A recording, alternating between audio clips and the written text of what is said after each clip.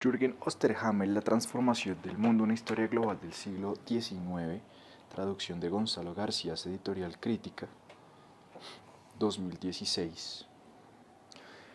Capítulo 7, parte 2 o parte B.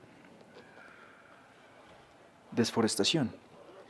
En la larga historia de la desforestación planificada y las protestas por ello, que tanto en Europa como en China empezaron en la década de 1850 y el cambio del siglo, en el siglo XIX no ocupó lugar especialmente definido. Desde luego nunca antes se había sembrado tanta destrucción en los bosques vírgenes, pero aún así una época todavía inocua en comparación con el siglo XX.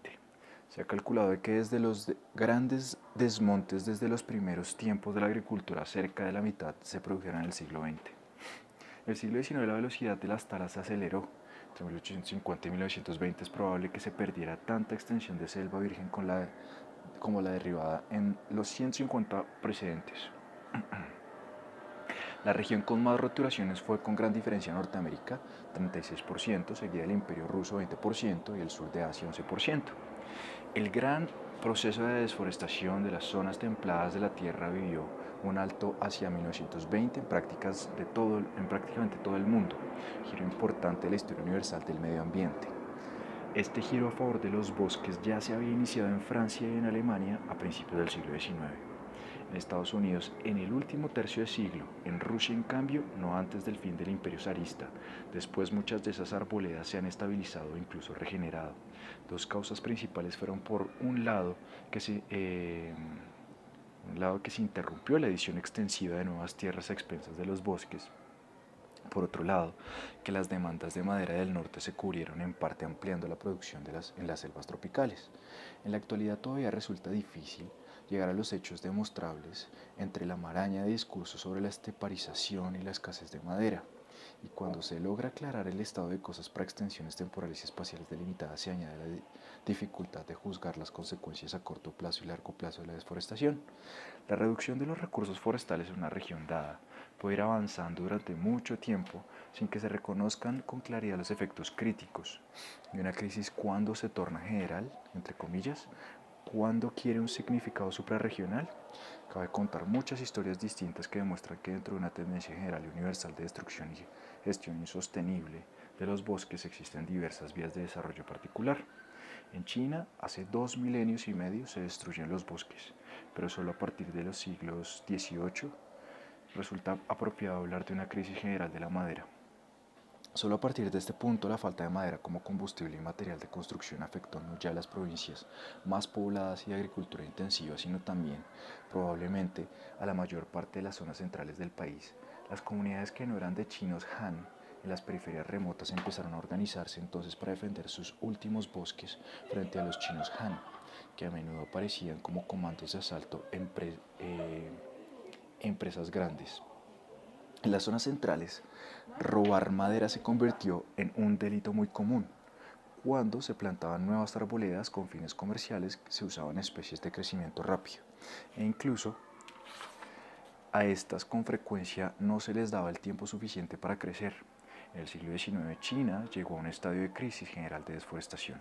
No obstante, nadie en el Estado ni los particulares emprendió nada al respecto. En la actualidad la situación no es muy distinta. No había una tradición de protección oficial de los bosques como se desarrollaba en Europa en el siglo XVI. Desde el siglo XVI, la crisis medioambiental de la China del siglo XXI hunde sus raíces 2 centurias antes.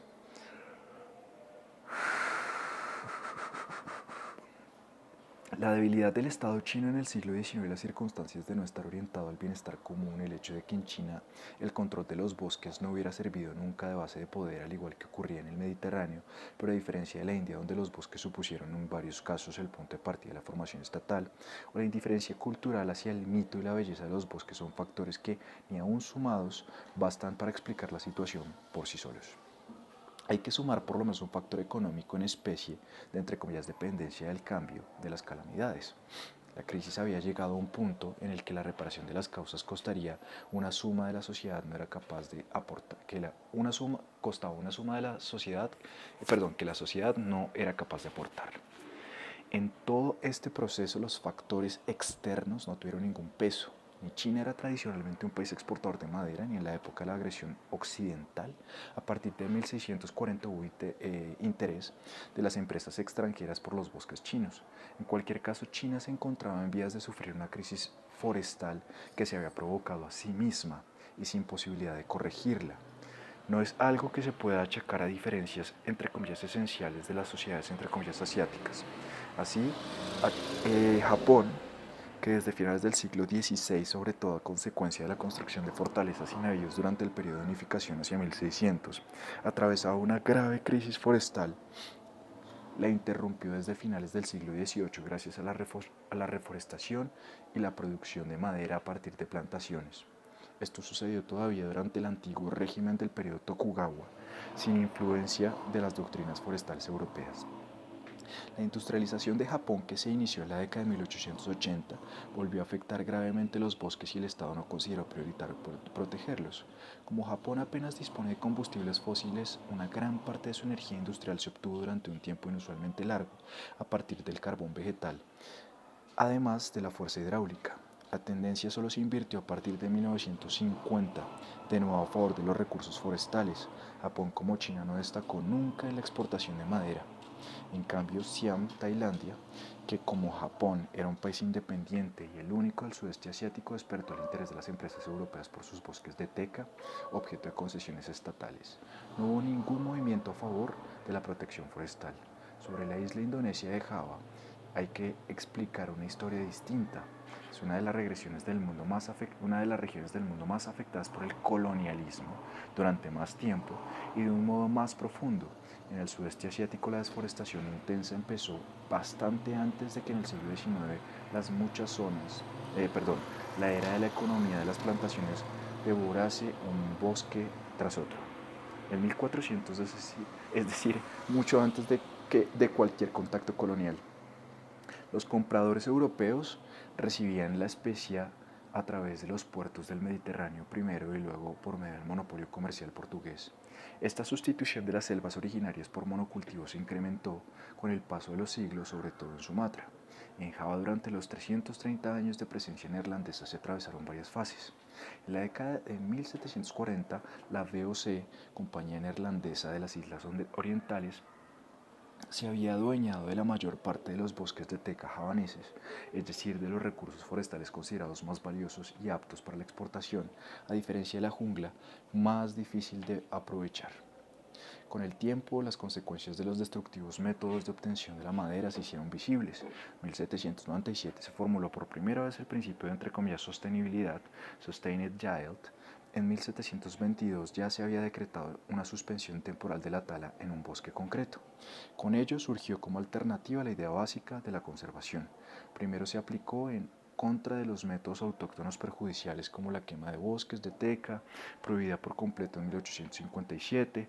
En 1808 se creó una administración forestal que vetaba todo uso privado de los bosques y elaboró con detalle los argumentos de la conservación. En esta misma época surgió en Alemania una cultura forestal de base científica que pronto despertó la atención de otros países europeos en el Imperio Británico y en Norteamérica. Después de que en 1830 se introdujera el conocido como entre comillas sistema de cultivo, un sistema de explotación colonial de base obligatoria, se rompió por completo con toda la tradición de la intervención neerlandesa en Java. La demanda de madera y de tierra, para la agricultura en particular, para las nuevas plantaciones de café, para las carreteras y desde 1860 aproximadamente también para el ferrocarril, creció de forma brusca. En esa fase de explotación abusiva, no reglamentada, debida sobre todo a las iniciativas privadas, duró hasta 1870. En 1840 y 1870, Java perdió cerca de un tercio de sus bosques de teca. No se pensó en reforestar. Sin embargo, a partir de aquí, como después de 1808, se inició otra fase de reforma conservacionista. Se recompuso la administración forestal, se refrenaron los intereses privados, se regeneraron bosques por medio de planteles. En 1897 la economía de la teca quedó definitivamente sometida al control del Estado y subordinada al cuidado forestal. En adelante la demanda de madera se satisfizo sin los destrozos de antaño. El ejemplo de Java muestra que el colonialismo, que en muchos aspectos marcó una entre comillas divisoria en la historia del medio ambiente, cierra comillas, pudo tener efectos diversos sobre los bosques de la entre comillas frontera de aprovechamiento de nuevos recursos. La explotación descontrolada a favor del beneficio económico a corto plazo y también la introducción de una conservación forestal concebida a largo plazo. No sería apropiado responsabilizar en general al Estado colonial de la destrucción de las reservas forestales indonesias. El Estado también introdujo, como en la India o el Caribe, puntos de vista novedosos y métodos de conservación. En la India el gobierno colonial tuvo un efecto igual de ambivalente. Los británicos extrajeron madera de los bosques del Himalaya en gran escala y antes que nada de los tipos más valiosos. La demanda más apremiante procedía de la construcción naval porque desde las guerras napoleónicas, no solo la Compañía de las Indias Orientales, sino también la Royal Navy había empezado a construir grandes navíos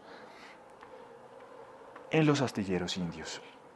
Acababa la era de la navegación a vela desde 1850 aproximadamente. En la India las talas siguieron incrementándose por el efecto combinado del tendido del ferrocarril con sus habituales amplios pasillos por entre las zonas rurales, el crecimiento demográfico y la progresiva comercialización de la agricultura.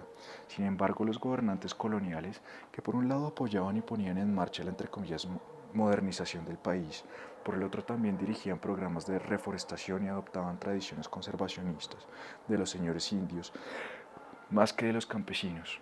Allí donde los dirigentes coloniales como los británicos en la India mostraron cierto respeto por los derechos de la población autóctona, tuvieron que ahondar en una diversidad de viejos derechos de uso de los bosques y entablar largas negociaciones hasta llegar a acuerdos.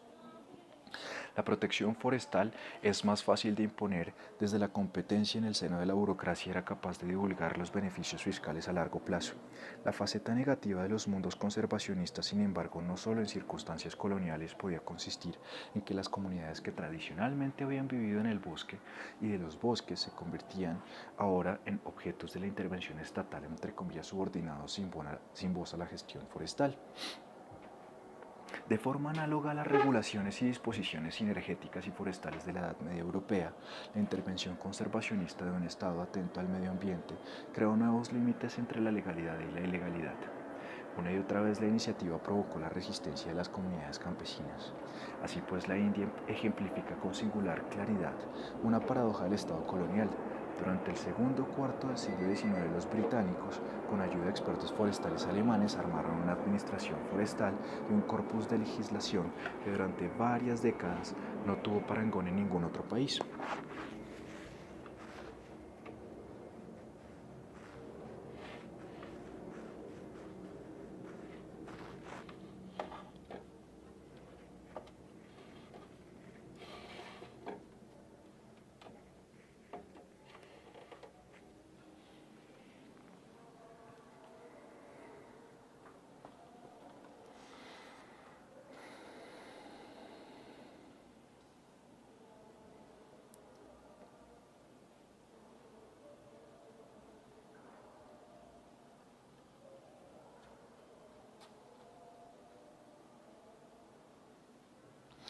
Este departamento forestal, Forest Department, diseñó y puso en práctica una gestión de los bosques que sometió a control la caótica destrucción de las selvas indias.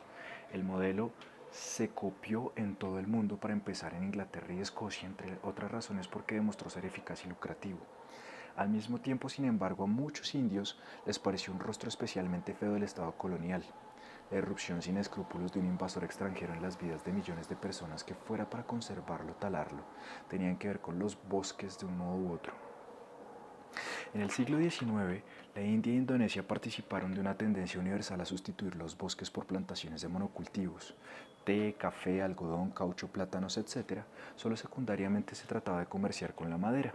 Lo esencial era el viejo impulso de ampliar la superficie cultivada, ahora espoleada por el capitalismo. Este mismo motivo impulsó la destrucción forestal de las regiones costeras de Brasil. La expansión de los cafetales empezó poco después de 1770. En la década de 1830, el cafeto, importado del África Oriental, adelantó la caña de azúcar como cultivo comercial más destacado y preservó esta posición hasta principios de la década de 1960. El desmonte de los cafetales afectó sobre todo a los países de colinas, que al quedar desprotegidos no tardaron en sufrir los efectos de la erosión, que se desertizaron y fueron abandonados. Esta economía móvil, que no era preciso practicar de un modo tan extremo, se explicaba también por la convicción de que el cafeto necesitaba de la tierra entre comillas fresca de un bosque recién roturado. Así, hasta la segunda mitad del siglo XIX, el cafetal representó una combinación peculiar de economía capitalista entre comillas moderna y de cultura nómada primitiva, una entre comillas frontera claramente visible que se iba adentrando sin descanso hacia el interior del continente. A partir de la década de 1860, el ferrocarril permitió explotar asimismo las mesetas más alejadas de la costa. Hacia el mismo tiempo hubo también un incremento drástico del número de migrantes del sur de Europa que ocuparon el lugar de los esclavos negros en la producción. En 1900 había 6.000 kilómetros de las vías férreas cuya construcción aumentó en todas las partes la desforestación y la extensión de los cafetales. En los métodos de explotación, entre tanto, no había cambiado nada. Como antaño, se recurría a menudo al fuego que con frecuencia se descontrolaba.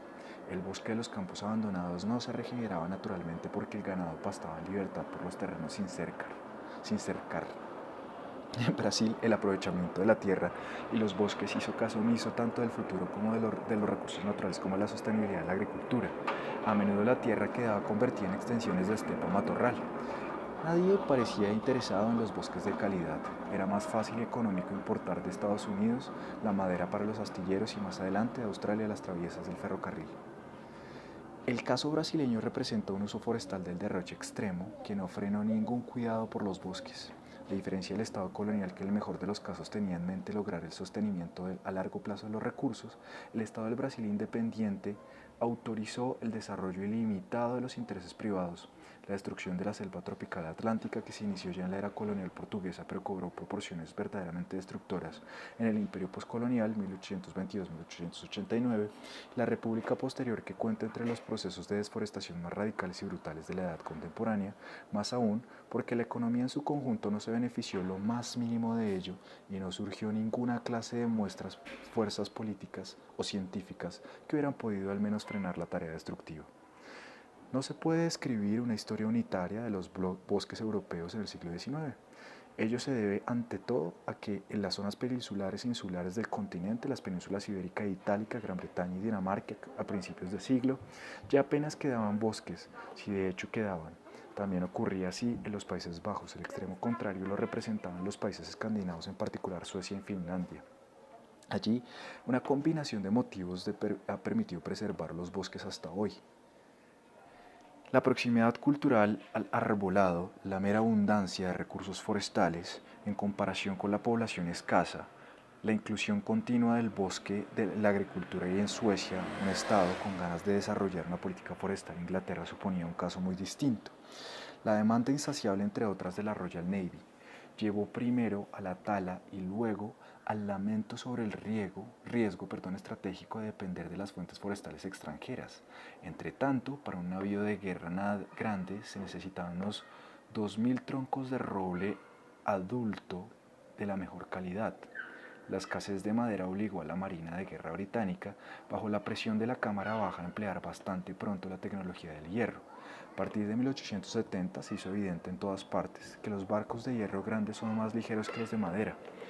Este efecto se reforzó con el paso del hierro al acero. En Francia, entre 1855 y 1870, la Marina de Guerra también pasó casi por completo de la madera al acero. Con ello se redujo la doble presión a la que estaban sometidos los bosques europeos por la construcción de buques y de traviesas de tren. Precisamente en ese momento, hacia 1870, la crisis crónica en la que entraba la agricultura británica creó nuevos espacios para el uso forestal de la tierra. Se plantaron especies arbóreas de crecimiento rápido y simultáneamente la población urbana descubrió el valor de entretenimiento de los grandes bosques. Cuando quedaba en pie de los bosques ingleses fue ahora objeto de atención conservacionista. Estas historias particulares pueden interconectarse de una forma aún más clara. Por ejemplo, el comercio de madera incrementó notablemente su alcance. Así, a consecuencia del bloque continental que impuso Napoleón en 1807, y el interés maderero de los británicos se trasladó del Báltico y Rusia a Canadá. En la década de 1840, tan solo la provincia canadiense de Nuevo Brunswick enviaba cada año 200.000 toneladas de madera a Europa. El mercado de madera auténticamente global surgió a finales del siglo XIX. Lo fomentó la creciente demanda de pasta de madera para el papel de periódico de la prensa de masas. También se continuó con la transferencia mundial de especies arbóreas y su entre comillas aclimatación iniciada en el siglo XVIII. Antes de 1800 se había introducido en Gran Bretaña unas 110 veces nuevas de árboles, 110 especies nuevas de árboles. Entre 1800 y 1900 fueron más de 200. Aunque las historias locales se pueden y deben interconectar, resulta difícil sumarlas para obtener una historia conjunta de inmoderada degradación medioambiental. La desforestación no se prolongó hasta la tala del último árbol.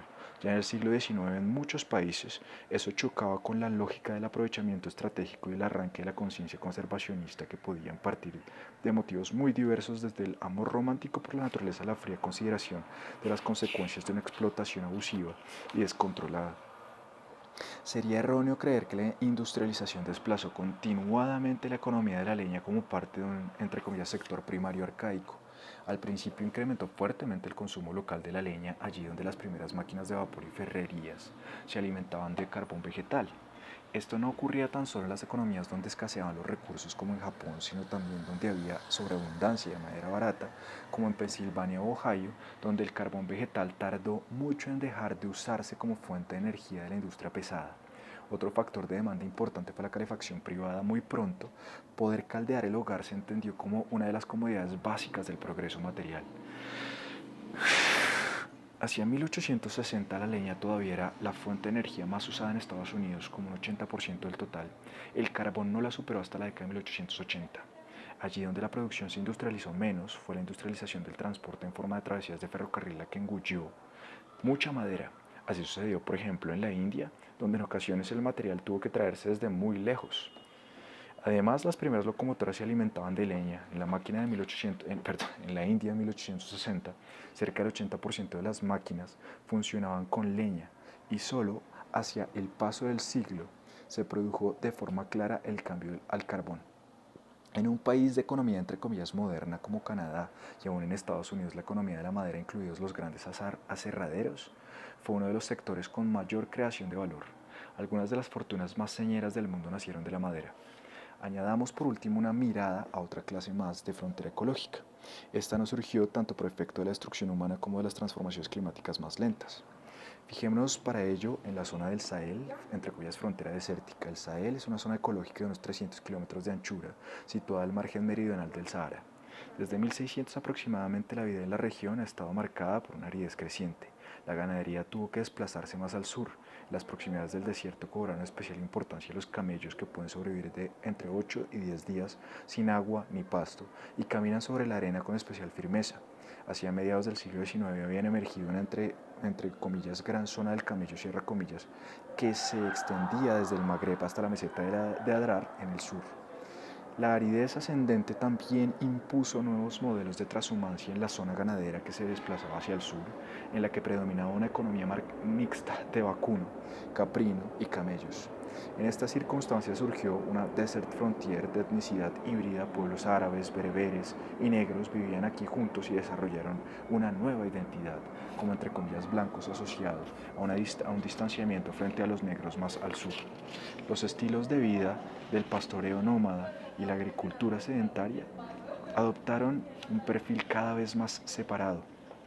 También se expresaron en variantes de movilidad. Los jinetes, ya fuera de camellos o de caballos, podían emprender asaltos contra los cuales los pueblos y las comunidades negras apenas sabían defenderse.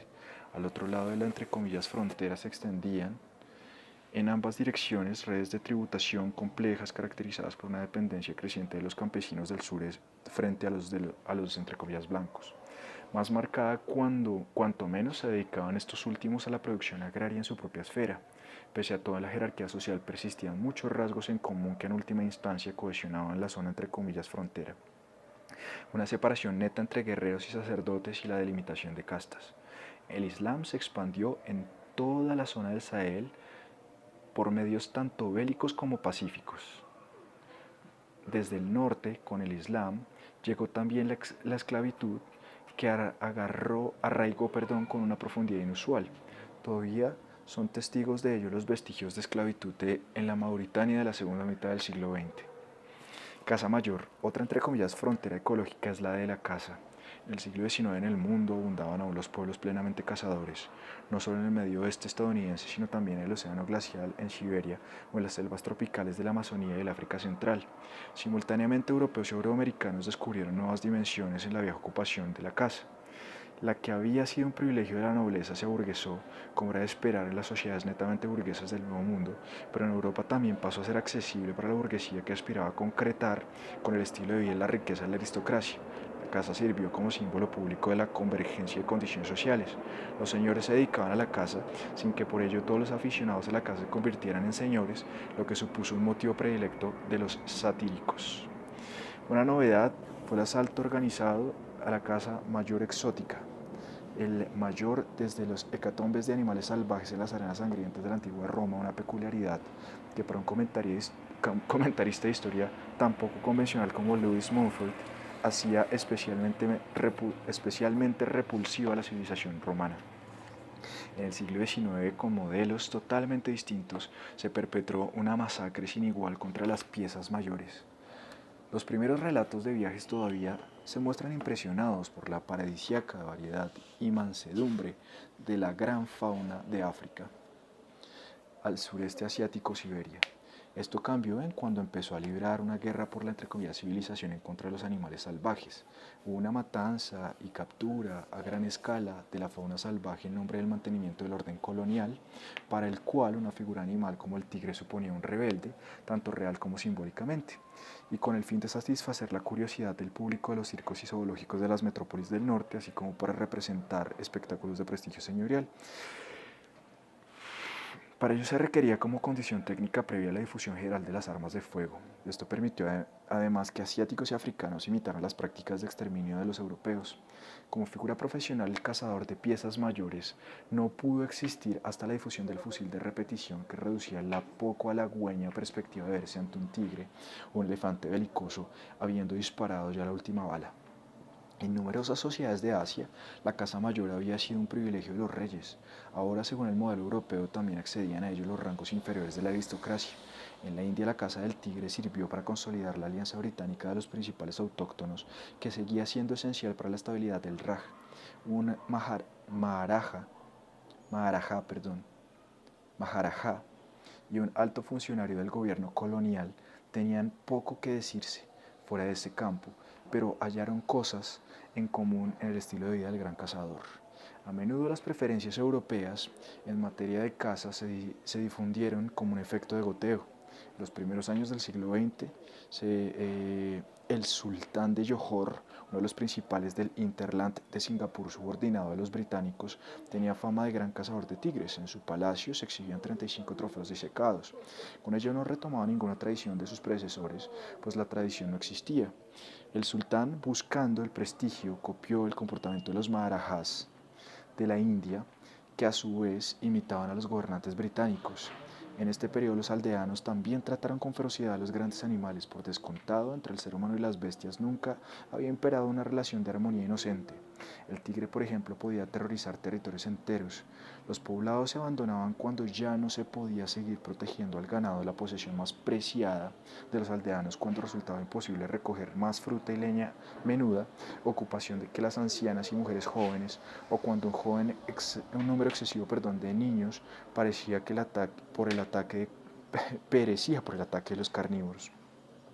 Al respecto, se han contado historias desgarradoras, además de motivo literario, del búfalo que salva a un niño con los depredadores. Algunas regiones no se podían atravesar sin sumo peligro. Las columnas de porteadores llevaban a menudo un caballo viejo al final de la fila, que se ofrecía como víctima al tigre. En 1911, en la Sumatra Occidental, todavía hubo un asalto a un carruaje de correos cuyo cochero fue arrastrado a la jungla. La caza del tigre no era un simple lujo, sino en muchos casos una necesidad que además ya existía antes de la llegada de los colonizadores europeos. A veces una comunidad rural entera, a menudo bajo la dirección de un anciano o de un funcionario colonial de baja categoría, emprendía auténticas expediciones de castigo. Sobre todo en Java, el tigre fue declarado enemigo militar literalmente, contra el que actuar en venganza procurando la aniquilación. Los islámicos no sentían ningún escrúpulo al respecto. Su religión monoteísta les prohibía dar crédito a la superstición de que en el tigre vivía un espíritu ni bueno ni malo. Se veía al tigre como una bestia contra la que había que combatir, Pese a todo, la idea de que era necesario exterminar al tigre como tal parece haber sido excepcional. Había una tendencia a dejar en paz a los animales entre comillas inocentes. En general, la población no musulmana de Asia y probablemente una parte de los musulmanes marcados por la cultura popular no se sentía cómoda al actuar en contra del tigre. Esto se manifiesta en el hecho de que con frecuencia se presentaban disculpas al animal difunto. Por razones prácticas, había sido inevitable darle muerte, pero suponía una especie de regicidio. En ocasiones el tigre muerto era honrado como un caudillo bélico con bailes y juegos de armas en la plaza del pueblo. Hay costumbres europeas que muestran una cierta afinidad mental con estas prácticas: la galería de caza, expuesta y ordenada, según la jerarquía del reino animal y la diferenciación de sonidos del cuerno para las distintas especies animales. El tigre muerto no se comercializaba hasta los primeros años del siglo XX. Entre la aristocracia javanesa, la carne de tigre tenía fama de exquisita, pero entre el pueblo no se comía. Al menos en el caso del sureste asiático hay muy pocos indicios de que se matara el tigre por la piel. A la piel no se le daba valor específico. Decorar casas con pieles de animales no era habitual ni siquiera entre la nobleza. Los trofeos de caza, que en un hogar europeo podían degenerar hasta convertirse en alfombrillas de cama, parecen haber sido un invento de Europa. A principios del siglo XX llegó a las ciudades portuarias de la India una demanda turística de pieles e incluso de cadáveres disecados enteros. A menudo los comerciantes y taxidermistas encargaban las piezas a cazadores locales, no británicos. Los restos de tigre despertaron especial interés sobre todo en Estados Unidos. Algunos cazadores se especializaron en obtener grandes felinos por los zoos y circos de Europa y Norteamérica. El primer zoológico entre comillas moderno de Europa fue el que se instauró en Londres en 1828, seguido por el de Berlín en 1844, con un edificio para grandes carnívoros a partir de 1865. En Estados Unidos los hubo desde 1890. Los animales los enviaban a un número reducido de comerciantes especializados y conectados en red. Johann Hagenbeck, hermanastro del hamburgués Karl Hagenbeck, tratante de animales y propietario de un circo, que acabó abriendo un zoo propio en 1907, se estableció en 1885 en Ceilán como mediador. Allí compraba animales a los vendedores locales y él mismo emprendió expediciones a la India, la península de Malaca e Indonesia. Lógicamente, estas personas empleaban métodos de caza algo menos destructivos, pero el efecto de sus actividades no era distinto al de otros cazadores: el retroceso de la fauna. El negocio tenía sus riesgos. Por otro lado, pues muchos animales no servirían al transporte, pero el enorme margen comercial lo compensaba. La década de 1870 se podía comprar un rinoceronte en el África Oriental por entre 160 y 400 marcos, que luego en Europa costaba entre 6.000 y 12.000 marcos. En 1887 la empresa Hagenbeck había vendido más de 1.000 leones y entre 300 y 400 tigres. El tigre fue la víctima más espectacular de la desforestación y el afán cinegético importado de Europa. Los especialistas podían derribar en el transcurso de sus carreras en la India, Siberia o Sumatra 200 animales o más. El rey de Nepal y los invitados a sus cacerías todavía sumaron 433 entre 1933 y 1940. En la época colonial la cuestión se abordó como timidez y solo a partir de 1947, ya bajo la República India, el tigre gozó de una protección efectiva. Los elefantes contaron con protección legal antes que los tigres en Ceilán. Ya en 1873 se acabaron los tiempos en los que un solo cazador podía jactarse de haber derribado 1.300 ejemplares. En cambio, el empleo de elefantes en el trabajo no parece haber perjudicado la estabilidad biológica de la especie en Asia. Por otro lado, las potencias coloniales pusieron fin al uso de elefantes en la guerra, que en Asia había sido una fuente tradicional de bajas cuantiosas. En el siglo XIX hubo sectores de la caza que fueron negocios importantes de la economía mundial. Esto no supuso una novedad absoluta. El comercio de pieles ya había sido desde el siglo XVII una rama transcontinental del comercio, pero el sector no se quedó en su existencia entre comillas precontemporánea. En 1808, Johann Jacob Astor fundó la American Fur Company, que no tardó en ser la empresa más grande de todo Estados Unidos. La aparición de una frontera de caza comercializada resultó especialmente perjudicial para los elefantes africanos. La República Boer de Transvaal, hasta que arrancó la minería de los diamantes y el oro, el marfil fue con diferencia el principal artículo de exportación. Los elefantes fueron masacrados en gran número para abastecer Europa y América con mangos de cuchillo, bolas de billar y teclados de piano. Tan solo en la década de 1860, Gran Bretaña importaba anualmente 550 toneladas de marfil tanto de la India como de diversas partes de una África aún no colonizada.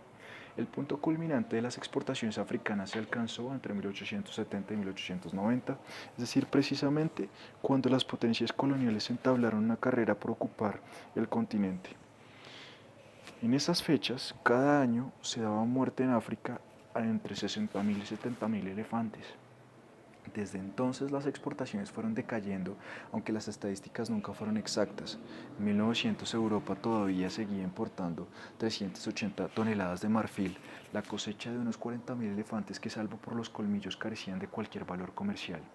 Después de que en algunas colonias el número de animales sufriera un descenso radical o que en el Imperio Británico se introdujeran las primeras medidas de protección oficial aún tímidas, el Estado Libre del Congo quedó como la última reserva activa de colmillos.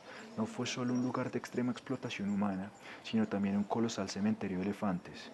Entre principios del siglo XIX y mediados del siglo XX el elefante desapareció en extensas zonas de África en el cinturón de la sabana septentrional, en Etiopía y en todo el sur. Hasta después de que concluyera la Primera Guerra Mundial en África morían más elefantes de los que nacían. Solo en el periodo entre guerras despegó la eficacia de la protección. Cabe explicar historias parecidas de muchos otros animales. El siglo XIX fue para todos ellos, como para el bisonte norteamericano, una época de desprotección y masacre. El rinoceronte era especialmente reputado entre los cazadores deportivos europeos por la dificultad de la pieza. Sin embargo, lo que causó su perdición hasta hace muy poco no fue la demanda europea, sino la asiática. En el Oriente musulmán y el Lejano Oriente se consideraba que la sustancia de los cuernos era un afrodisíaco merecedor de precios muy elevados. Las plumas de avestruz también eran muy sofisticadas, pero en este caso se practicó la cría en granjas, lo que salvó a esta ave del exterminio. El modelo fue el mismo en todas partes, violencia implacable contra los animales salvajes en el siglo XIX y luego un cambio de opinión progresivo, primero entre los avanzados del ecologismo y en la burocracia colonial británica. El siglo XX, desde la perspectiva de la historia humana, se ha considerado con justicia como el entre comillas siglo de la violencia. En cambio, desde la perspectiva de los tigres y los leopardos, los elefantes y las águilas, la situación es más favorable. Marca el inicio el empeño por hallar un modus vivendi del ser humano con otros seres vivos con los que antes de la intervención de las armas de fuego había desarrollado una relación de relativa igualdad de oportunidades. Por descontado, la caza obedecía a muchos motivos y no solo al del beneficio económico. Los cazadores de las piezas mayores se convirtieron en héroes culturales. La capacidad de sobrevivir con éxito en un encuentro con un oso grizzly en plena naturaleza parecía resumir las cualidades más elevadas del carácter norteamericano. Hacia el cambio de siglo, el presidente Theodore Roosevelt puso todo su empeño en encarnar esa idea y participó en grandes cacerías con despliegue mediático que le llevaron hasta el Kilimanjaro. La caza era propia de caballeros, pero también era un privilegio natural de los colonos que casi siempre eran al mismo tiempo campesinos y cazadores. A fin de cuentas, al menos a principios del siglo XIX, los grandes carnívoros todavía eran tan numerosos en todas las regiones con asentamientos coloniales del mundo que los pioneros no podían descuidarse al proteger sus posesiones. Moby Dick, la pesca de la ballena. La pesca de arenques o bacalaos se asemejaba más a cosechar en el mar que a cualquier acción de sigilo y astucia, pero en el siglo XIX todavía quedaba al menos una forma de acosar animales marinos que no carecía del todo de los rasgos del deporte y la caza, la pesca de ballena, que estuvo entre las grandes epopeyas del siglo XIX aun cuando era al mismo tiempo una clase de industria. En la Edad Media los vascos ya habían cazado ballenas y desarrollado para ello técnicas que en el siglo XVII fueron adoptadas por neerlandeses e ingleses. En el siglo XIX se inició la pesca de ballenas en las aguas de Groenlandia. Al iniciarse el siglo, el archipiélago de Svalbard, Spitsbergen, estaba tan esquilmado que ya no resultaba provechoso buscar ballenas en la zona. Los norteamericanos se sumaron a la pesca de los grandes cetáceos en 1715 desde el puerto de Nantucket, en Massachusetts, y al principio se concentraron en apresar cachalotes en el Atlántico.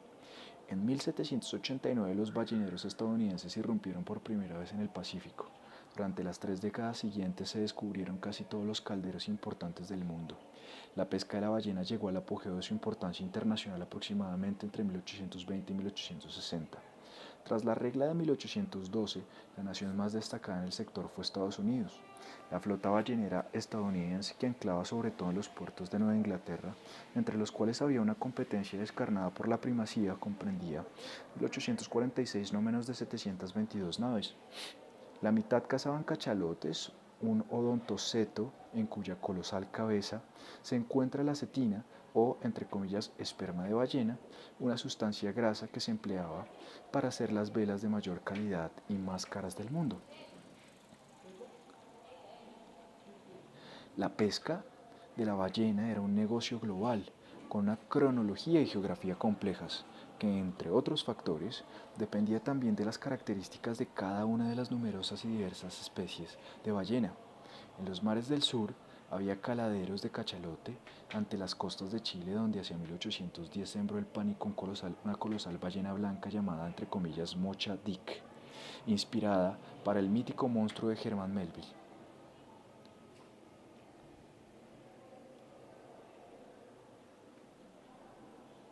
Por entonces la pesca internacional se concentraba en una franja marítima entre Chile y Nueva Zelanda, así como en las aguas próximas a Hawái. Los descubrimientos de nuevas poblaciones de ballenas desataban, entre comillas, luchas para la grasa entre los diversos barcos e incluso flotas nacionales al completo, no muy distintas a las fiebres del oro de California o Australia.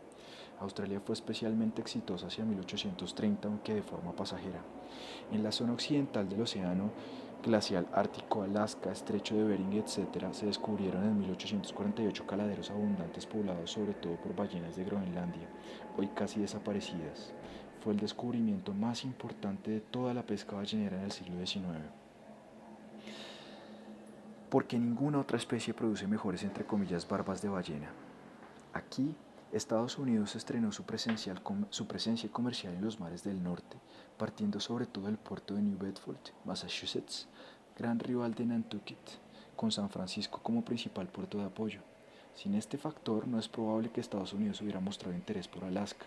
Hubo un punto de inflexión en 1871, cuando la mayor parte de la flota ballenera ártica de Estados Unidos se perdió entre las banquisas.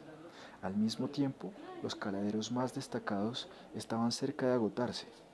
La década de 1870 supuso un periodo de crisis general para la flota ballenera estadounidense. La salvación provisional llegó por un incremento de la demanda. El nuevo ideal de belleza de la cintura de avispa hizo que se vendieran más corsés fabricados con una técnica que dependía de la elasticidad y resistencia de las, entre comillas, ballenas, las láminas de las barbas. Ahora valía la pena salir otra vez al mar aunque hubiera que llegar más lejos. La pesca de la ballena no era una especialidad anglo-estadounidense. Desde Nueva Inglaterra se bajaba a pescar el Pacífico Sur para poder abastecerlas de velas y ballenas para corsés del mundo, de las damas parisinas, pero sobre todo desde Le Havre, a partir de la década de 1860, también lo hicieron los franceses. Sus caladeros llegaban hasta Australia, Tasmania y Nueva Zelanda, regiones en las que hacia 1840 un ballenero anclado todavía podía ser atacado y su tripulación asesinada. En realidad era un negocio peligroso en general. Entre 1817 y 1868, el 5,7% de las expediciones balleneras francesas terminaron con el hundimiento del barco, en su mayoría en una tormenta. En ese mismo lapso temporal, los arponeros franceses mataron entre 12.000 y 13.000 ballenas, lo que supone una cifra relativamente modesta si se tiene en cuenta que poco antes de la Segunda Guerra Mundial se sacrificaban 50.000 ballenas al año. La era de Moby Dick, en la que el duelo entre el hombre y la ballena todavía dejaba alguna posibilidad, aunque fuera marítima, al oponente animal, terminó cuando se introdujeron los cañones lanzadores de arpones. En la década de 1880, la época del Open Boat Lancing, cuando se asaltaba al animal desde los botes, había quedado atrás para siempre. Solo unos pocos románticos practicaban aún el arte del arpón manual, que por entonces resultaba todavía más difícil porque los inteligentes cachalotes habían aprendido a mantener la distancia. La época post-Hav de la pesca de la ballena la inició el noruego Sven Foyn, que hacia 1860 inventó un cañón arponero instalado a bordo del barco que disparaba balas de 104 milímetros que exploraban el cuerpo de la ballena. Explotaban en el cuerpo de la ballena. Se asemejaba más a un arma de artillería que a una de caza. Los whalers estadounidenses ya no adoptaron estos nuevos métodos. En 1880 llegó otra novedad con la introducción de los barcos de vapor que sin embargo duplicó los costes de construcción de los navíos. Las nuevas técnicas de captura suponían un progreso dudoso, incluso desde la perspectiva de los balleneros. Hacia 1900 numerosos caladeros habían quedado esquilmados. Varias especies estaban cerca de la extinción, otras se habían retirado a aguas de más difícil acceso. La evolución técnica, por otro lado, había dejado atrás la demanda de muchos de los productos de la industria ballenera. Sobre todo habían empezado a usarse toda una serie de grasas alternativas de origen vegetal o fósil de productos derivados. En 1858 unos empresarios balleneros ya habían tenido la previsión de fundar una fábrica para destilar el petróleo. Que la pesca de la ballena todavía se recuperase después de haber tocado fondo ya es otra historia. La única nación occidental que persiguió las ballenas independientemente de la influencia occidental fue Japón.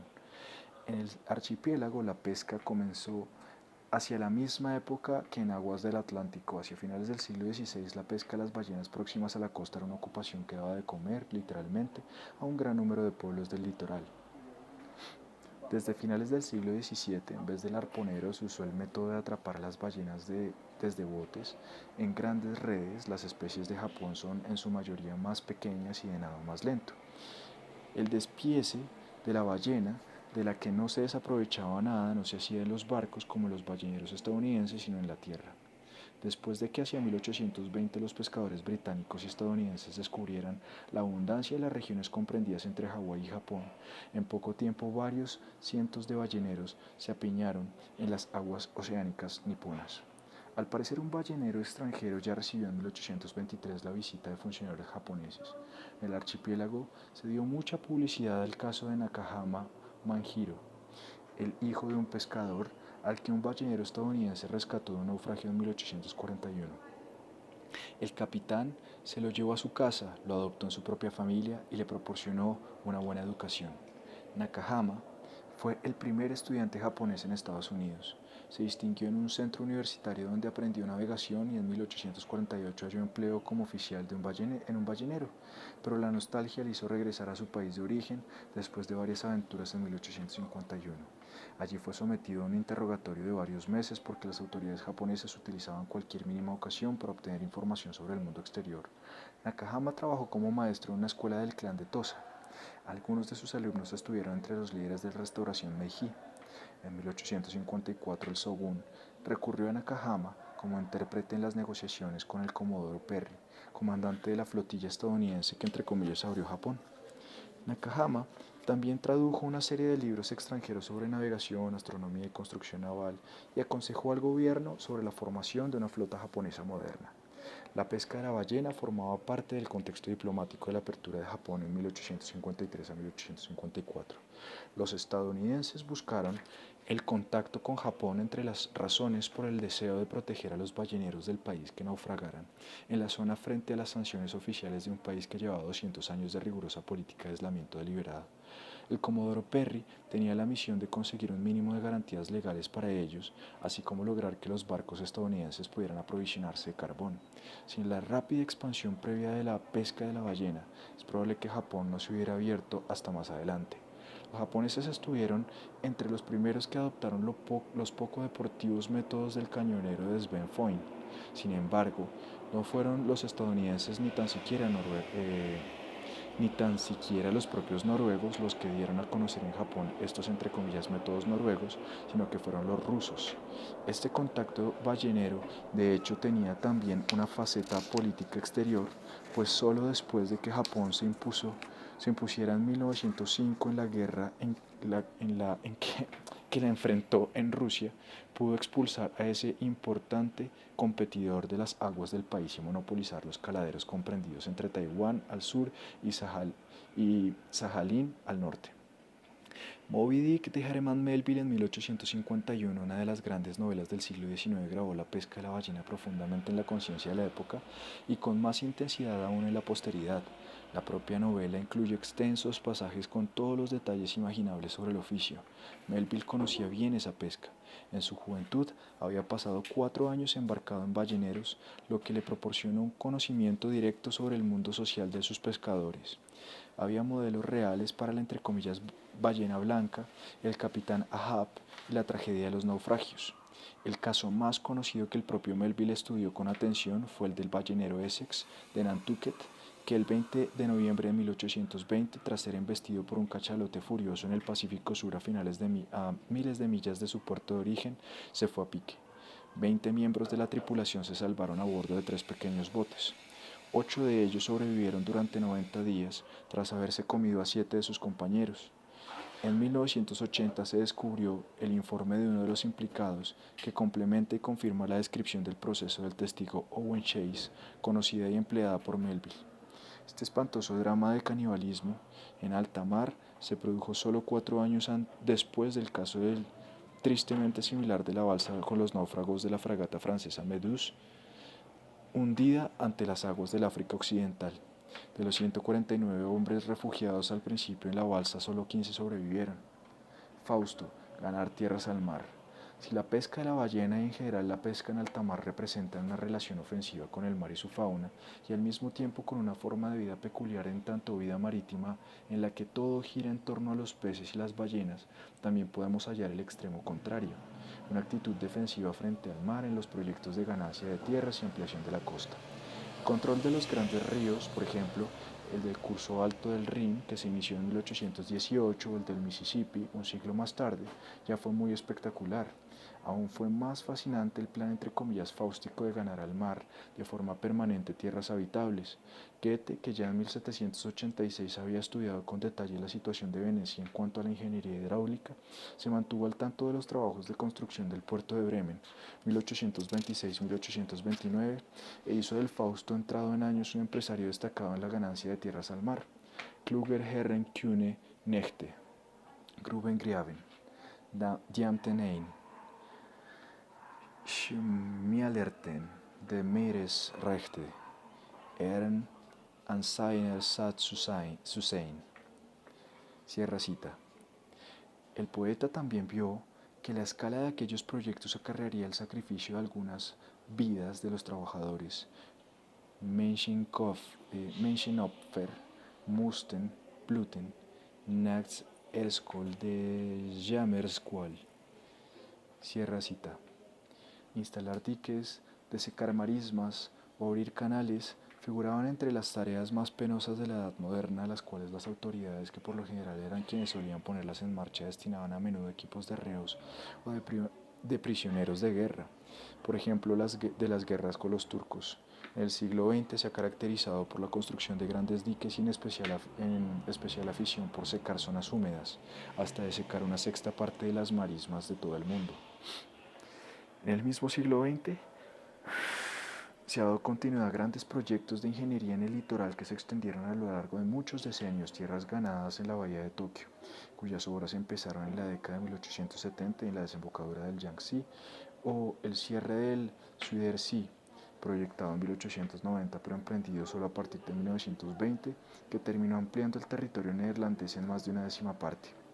En el siglo XIX también había muchas personas activas en muchas zonas del mundo, en esta entre comillas frontera ecológica. En Francia, por ejemplo, en 1860 ya se habían secado todas las grandes regiones de marismas, que se convirtieron en pastos. Era necesario aumentar el consumo de carne según demandaba la sociedad que se enriquecía. Sobre todo, en el caso de los Países Bajos, el control de los ríos y la ganancia de nuevas tierras formaba parte de su existencia nacional. Desde la Edad Media el drenaje fue una labor organizada. Desde principios del siglo XVI hubo una protección centralizada contra las inundaciones. Aquí se exigía a los campesinos que pagaran impuestos, no que prestaran servicios colectivos. Esto contribuyó por un lado a la comercialización de la agricultura, por otro lado hizo surgir un proletariado móvil de trabajadores de los diques. Ya en el siglo XVI, no a partir del siglo XIX, se desarrollaron los avances técnicos determinantes.